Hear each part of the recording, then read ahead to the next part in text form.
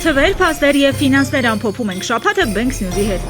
Նոր 2026 թվականի հետ մեկնարկեցի նաև մի շարք նոր օրենքներ։ 2026-ի սեպտեմբերի 1-ից Հայաստանում յուրաքանչյուր երեխայի ծննդյան դեպքում ծնողները 500,000 միանվագ նպաստ կստանան։ Ընդ որում դա կախված չի լինի ընտանիքում երեխաների թվից։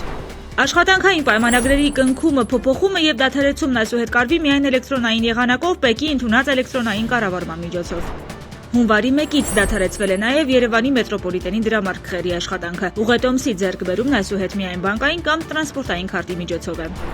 Ֆինանսների նախարարության որոշմամբ 2026-ի հունվարի 1-ից արկա վճարային համակարգով անկախ եղանակով վճարում կատարելու դեպքում օգտատերերը 2% հետվճար կստանան։ Հետվճար կտրվի 1000 դրամը գերազանցող գործարքների դիմաց։